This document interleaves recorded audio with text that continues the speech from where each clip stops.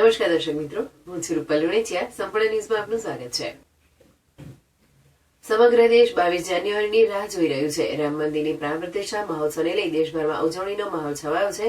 સમગ્ર દેશમાં ગામે ગામ અને ઘરે ઘરે અક્ષત પહોંચાડી અયોધ્યાનું આમંત્રણ પાઠવવામાં આવી રહ્યું છે.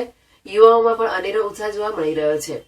યુવાઓ ભગવા ધ્વજથી સમગ્ર ગામે ગામ સજાવી રહ્યા છે. જેમાં બનાસકાંઠા જિલ્લાના મોટા ગરજા ગામે યુવાનો દ્વારા ટાવર ઉપર ચડી ઊંચે ભગવાનનો ધ્વજ લહેરાવી જય શ્રી રામના નારા લગાવ્યા હતા. અયોધ્યામાં નિર્માણ પામી રહેલા રામ મંદિરના પ્રાણ પ્રતિષ્ઠા મહોત્સવને લઈ સમગ્ર દેશમાં ઉજવણીનો માહોલ છવાયો છે.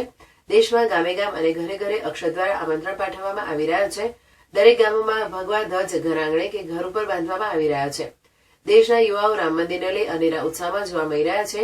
ત્યારે બનાસકાંઠા જિલ્લાના અમીરગઢમાં મોટા કરજા ગામે પણ અક્ષત દ્વારા ઘરે ઘરે આમંત્રણ પાઠવવામાં આવી રહ્યું છે. યુવાઓ દ્વારા દરેક ઘર આગળ ભગવા ધ્વજ લહેરાવવામાં આવી રહ્યા છે. ગામના યુવાઓ દ્વારા ગામમાં આવેલા ટાવર પર ચડી સૌથી ઊંચો ભગવો ધ્વજ લહેરાવવામાં આવ્યો હતો. ભગવા ધ્વજ લહેરાવ્યા બાદ યુવાનોએ જય શ્રી રામના નારા લગાવ્યા હતા, જેના કારણે સમગ્ર મોટા કરજા ગામ રામમય બન્યું હતું.